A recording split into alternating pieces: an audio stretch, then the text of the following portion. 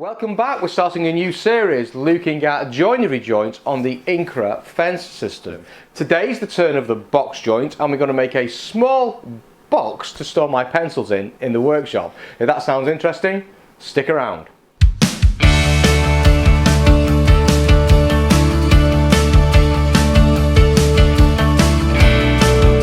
Today we're going to look at the box joints, and to give ourselves a practical example, I'm just going to make a small pencil box for my bookshelf, just to give these things a more permanent home than this cardboard tube they've lived in, well, forever. If you've seen the videos on the Incra fence system, setting it up, basic use, etc., you'll remember that it comes with this rather large how-to guide.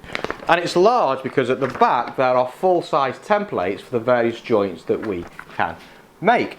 It looks quite complicated and it looks quite intimidating, but it's actually really quite simple. Today we're going to break it down and see how we can use this.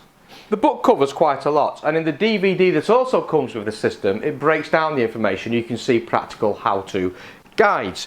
Starts off with an introduction, shows you bits how it works, and then it talks about how you set the table and your stock up for the joinery. It talks about setting up the router bit for the depth of cut depending on your stock. It talks about centering the bit on the workpiece, and it gives you a bit of information on how to choose the overall template. More important to us, it then gives a section per joint that we want to make. So here you can clearly see we're talking about the box joints, and it gives you quite a detailed walkthrough of how to make the box joint, but it also gives you a quick step guide that gives you, in this case, 6 key steps of the things we need to do to make the box joints. If you buy the metric version, it also comes with this supplementary manual, and this again is just the full-size templates, this time in metric rather than imperial that comes in the full colour guide. So we're going to be using this one to lay out our joinery because we're working in metric. What I've done, I've taken this quick step guide and I've just created for myself a little cheat sheet that I can use in each of the projects. So the first thing I do is capture information about my project. I know I'm making a box, I've called it a drawer here. I know I'm making a box. My box has got 2 sides, it's got a front and it's got a back, and it's got some depth inside it. So I want to just quickly catch these measurements. So the box I'm going to make is going to fit onto the bookcase that we're building, and my bookcase is 250 millimeters deep. So the depth of my box is going to be 250 millimeters, and that's the same for side 2. So obviously the 2 sides of my boxes are the same. Now for the front of my box, I want it to fit nicely into this corner of my cabinet, and 110 millimeters is a nice measurement for me. So my width is going to be 110 millimeters, and my depth is going to be set by the thickness of my stock. This is the stock I'm going to use. It's just 4 square planed all round pine from the local big box store, and this width is 90 millimeters. So the depth of my box is going to be 90 millimeters, and the stock thickness is 15 millimeters. Once I understand that, I then want to come to my box templates, and I'm now looking at the depth of my stock, this 90 millimeters. Now the 90 millimeters is the depth of my box, and that's the side piece and the front piece coming together with the interlocking box fingers. So I want to look at my various templates now to see what works with that 90 millimeter depth. So here's my 90 millimeter mark. So if I was to use this template, you would see I would have half a finger at the bottom of my box and half a finger at the top of my box, the half finger being the one on the bottom piece. So that would look quite nice. If I look at template B, I would have half a finger top and bottom of my box, and then this pattern here. Now that might look quite heavy visually inside that area, so maybe box B, maybe template B would work. Template C, again I would have half a finger but slightly bigger fingers than on template A, so C would work. So looking at template D, doesn't really work for me because the half finger I have left here was about 3/10 of a finger. You can see the distance to the end of the rule there, and that would look a bit clunky, so I don't like template D. Template E. Template E is quite nice. So template E is pretty good because I've got these quite nice bulky fingers here that look quite good with the thickness of the stock, and I have a half finger either end. So I like template E quite a lot. Template F I don't think is going to work because these fingers are getting pretty big now. Template F I think is just too bulky for the size of the box. I think template G is also too bulky for the size of the box. And then we're into dovetails. So this is simply a matter of working out the width of the stock you're going to use, lining that up visually on the template and seeing what looks nice. Now one of the things about the Incra system I'm not totally in love with is the Incra system templates ultimately dictate the size of the stock you're going to use. And what I mean by that is when I'm cutting dovetails by hand or box joints by hand, then it's the project that dictates the size of the stock, the design considerations I want to make. Here I've got to compromise slightly, and it's the templates that dictate the size of the stock. I'm using 90mm, and 90mm works well with the templates. That's coincidental. If my material being 95mm, I would have to reduce the size of the stock down to a size that would work with the templates. So watch out for that little bit as you're going through, saying what looks nice, what looks nice. See what the optimal size is to make your project give you the visual appearance you want, and adjust the stock to the size of the templates. The templates are not going to change to meet the size of your stock. The good news is there's a lot of choice inside the templates, so that's not a huge compromise, but it is one to watch out for. So now I understand I'm using template E, I can now capture some information about the template. First thing I want to capture is a template name. Well, I know that it's M box E. The metric box template E, M box E. And there's also a unique number here for each template. So this is actually template number 5. Once I have that, I can then look at the bit details. This is the size of the router bit I want to use. This is a 10mm straight cutter. So 10mm straight cut. This then gives you a suggested stock thickness of 10mm. I'm going to be using 15mm stock, so I don't care too much about that. But what I do need to make sure is that my depth of cut of the router bit is the same as my stock thickness. So here, my approximate depth of cut has to be the stock thickness I'm using, which is 15mm. It then gives me a suggested center cut of 11A, and you can see that 11A is here, and that's the point that's in the center of the template we're going to use. And we use that when we center up the workpiece to the router table, so we make a note of 11A. Once we've captured all the information that we need, we then need to come ahead and find the template. This is what the template looks like, and you can see it gives us a series of cuts. It's template M box E, and it's template number 5, and you can see here there's a black and white copy of that same template. You'll also see that there's a number of red markings and a number of blue markings on the template, and you can see that the blue markings are B, 1B, 2B, 3B, 4B, etc. And the red markings are A, 1A, 2A, 3A, 4A and 5A. This is the 10mm straight cut bit that we're going to use. And you can see that if my router bit is lined up with 2B, in reality it's going to cut out the 2B inside this template. And this is exactly how the system works. I line my router bit up in the center of my cut, and then I cut at every one of these B slots, and that cuts out the space between the fingers on my box joints. And similarly, I then come back and I cut out in the center of all the A cuts, and that cuts out the gap in the bottom row of fingers. And then those fingers interlock, and hey presto, we've got a joint. So that's it. It's no harder than that. And it feels complex and looks complex, but once you look at that and you go, oh yeah, that makes perfect sense. All I'm going to do is cut out the spaces between the fingers, top and bottom, with those being offset by the diameter of the router bit. Job's a good one. All the stock is now fully dimensioned, it's cut to length, everything is at the same height, and I've marked the pieces up. What I've done in terms of marking is I've laid the box out just loosely like that where the pieces are going to go, and I've marked the top, and top, and we'll show you why I've done that when we go over to the router table. I've also put a letter on here, so I've got a letter B on this piece and I've got a letter A on this piece. On this, the back, this is going to be cut A. That's the outside of my material and that's the top of my material. Similarly, cut B and the top, and similarly cut A and the top.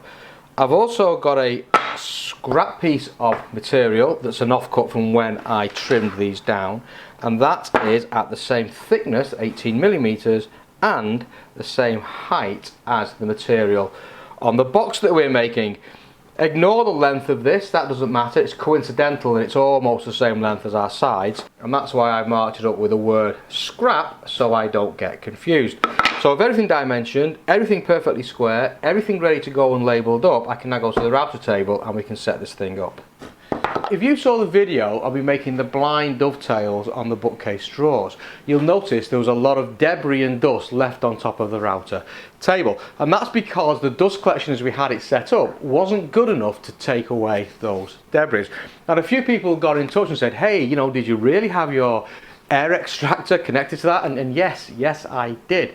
But people also got in touch and said, have you seen the way that Incra handles that problem? And Incra mounts a box underneath the router table with the dust extraction pulling through that box. And the inserts that they have that go around the router have holes inside them, and that allows for that debris to be collected at source.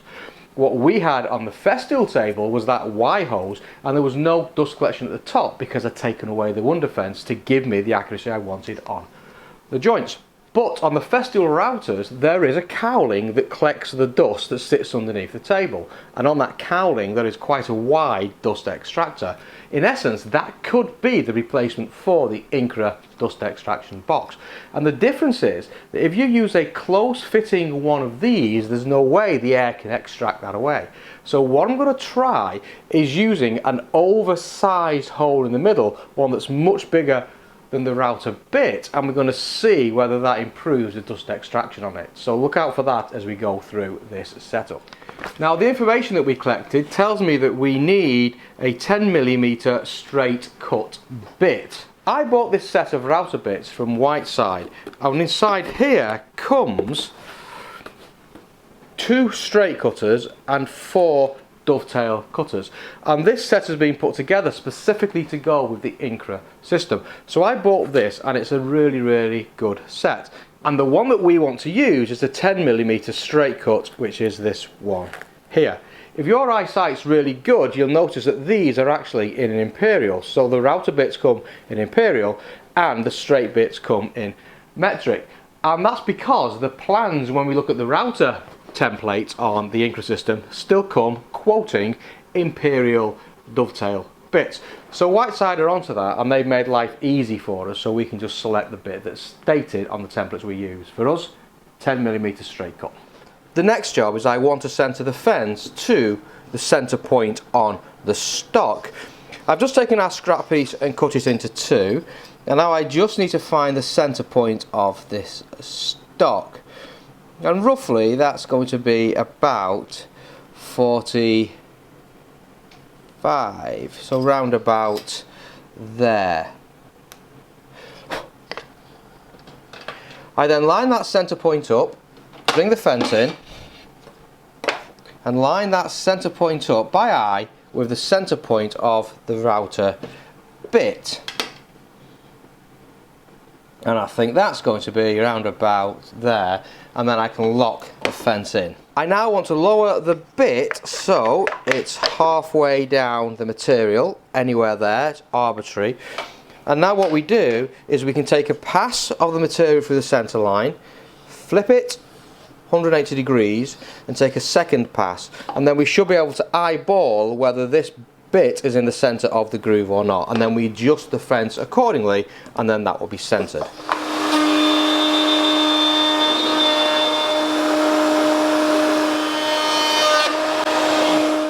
Now you can clearly see I have a wider cut on the left hand side than I do on the right hand side. So I want to move the fence back in that direction till this bit looks centre inside that cut.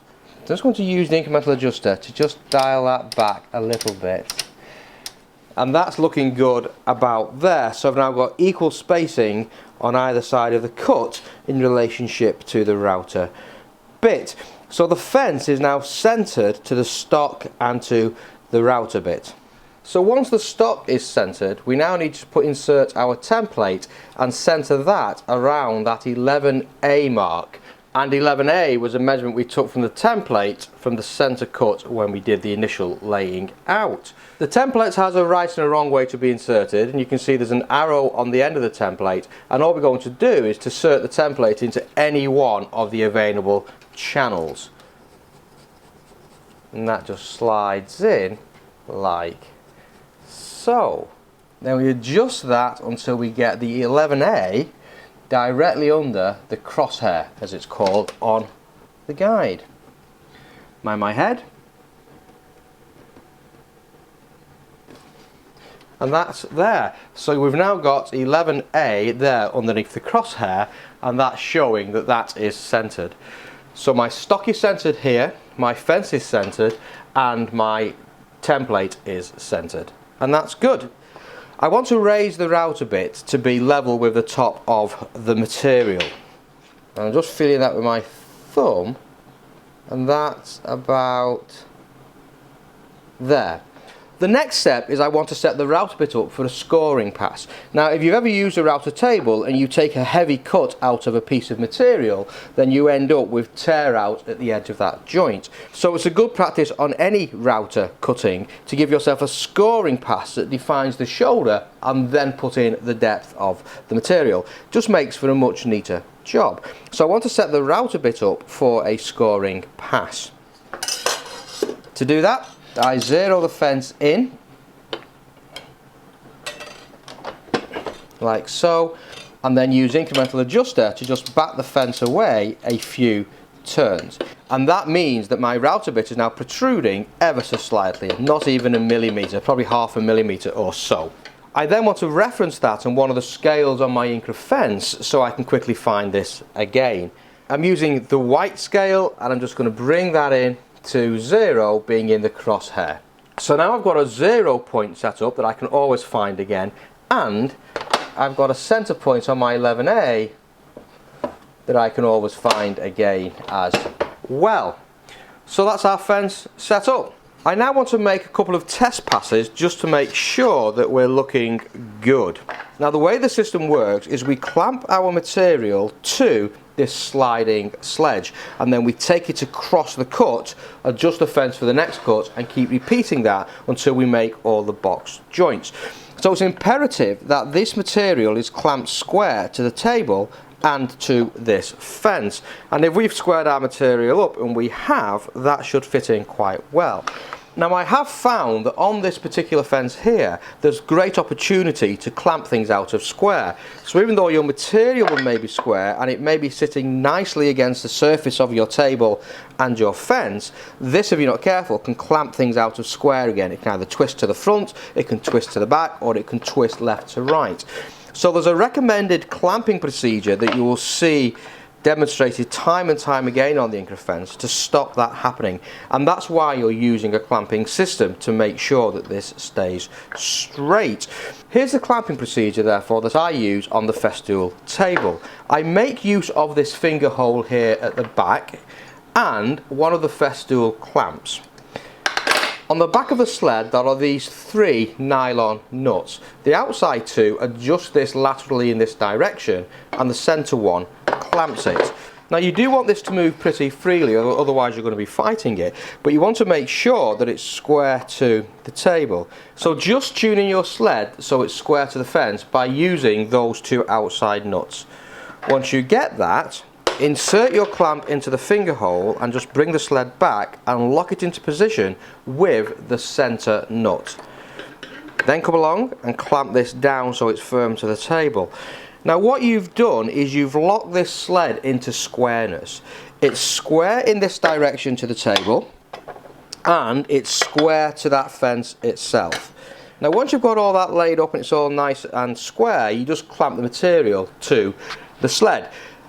Incra recommend the wooden type of clamp that come in here. I found that a bit cumbersome and I find that these quick clamps are perfect for this job. So just bring that into place and just clamp it to the sled.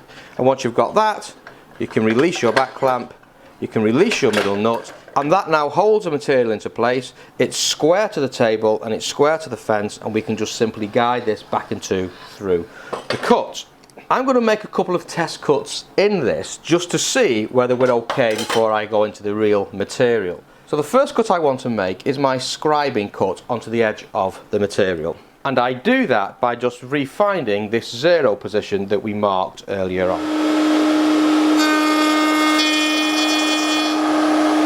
With that done, I'm now going to move the fence back to our first cut. Now our first cut is going to be 13A. So I'm going to go halfway to that. I don't want to take the full cut all at once, and then I'll make the second cut. I can now go to the 13A cut completely, and that's now made the first socket on the outside of my finger joints. I now go to the next A, which is 12A in our case, and make that next cut. And now go to 11A, which we know is our center point cut.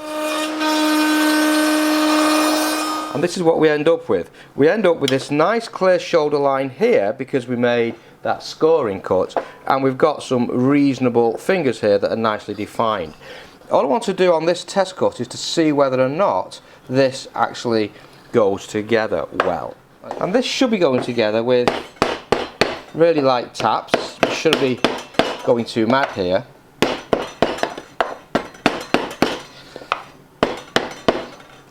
And what I'm looking for is a joint that's smooth on both sides, and it is, and it's a nice tight fit, and it is. Now don't get giddy and excited by this gap. Remember, we made a test cut there that came right out in the centre of our wood, and you can see my joint is pretty much in the centre of that cut, and that's why I've got those two gaps there and there, but that's okay, this is my test piece. But those finger joints are looking really quite nice and tight to me, so we're going to say this is done, it's set up, I'm happy. If you hadn't quite got the height of the cutter right in relationship to the material, these would either be proud or they would be recessed, and then you simply adjust the height of the cutter to give you the fit that you're looking for. But I'm really quite happy with that, so we're going to go ahead and call that done.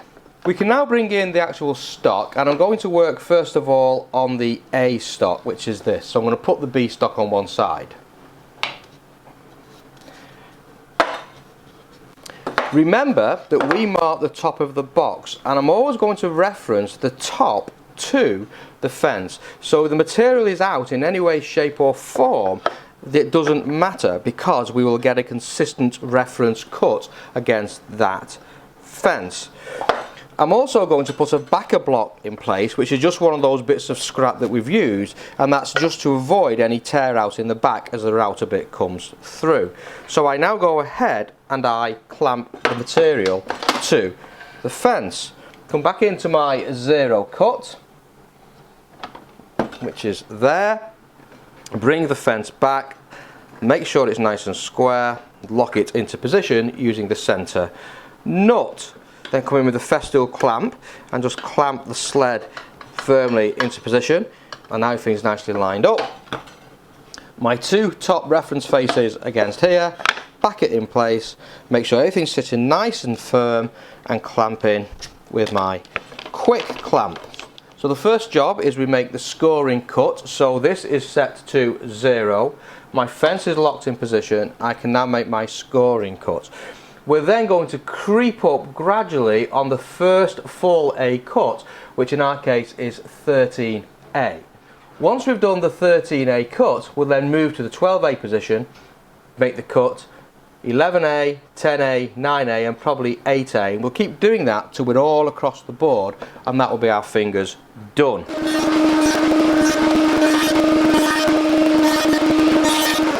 So you can see I've now got my fingers cut. I'm now going to flip the material over to do the next side, and I'm still referencing the same points, the part we marked as top, against the fence.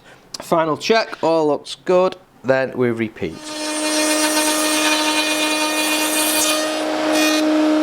And there we have it. So all our fingers are now cut, all looking pretty good. Let's get rid of these fuzzies around the side of the box. And we can now turn our attention to the sockets. Now this is exactly the same procedure. Again, we've got the top mark, so I'm bringing the top into there as a reference point, locking in my sled, clamping down my sled, and referencing my material against the two fences, and coming in with my quick clamp to lock it into position like so. Now this time around, obviously we're going to make the fingers on the end of this board, the fingers that go into this gap here. So we do not want to be making a scoring cut, otherwise when the joint comes together we'll have an ugly line on the outside. But we do need to find the first socket on the B board that's going to take this finger. So from our scoring position we move over to the first B we come to, which in this case is 12B, and we lock that down. And now you can see that's going to come in and make my first finger cut inside the board.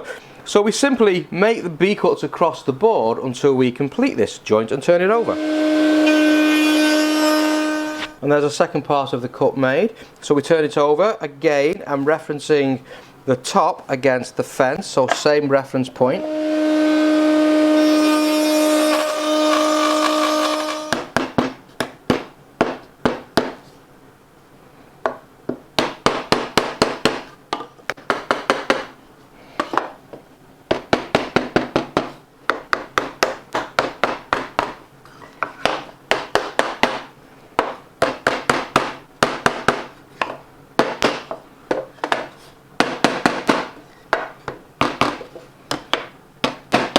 And there we have a rather over-engineered pencil box, but the joints are pretty good. A little bit of sanding here and there, and that'll be good to go.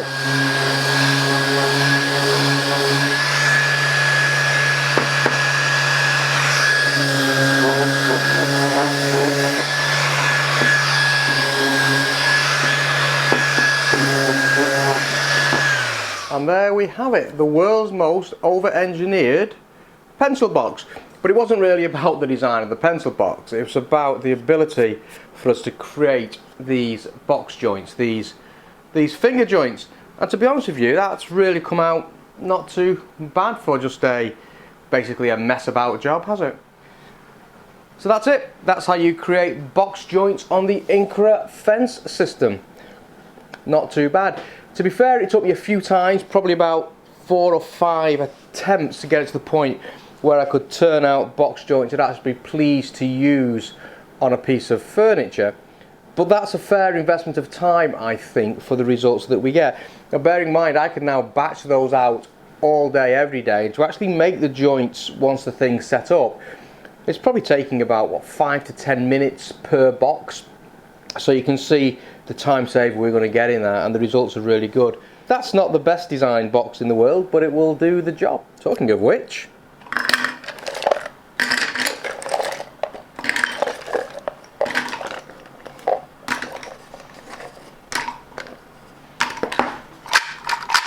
I now have somewhere for my pencils to live. Excellent job. Thank you for watching. Next time we'll look at the through dovetail joints. See you soon.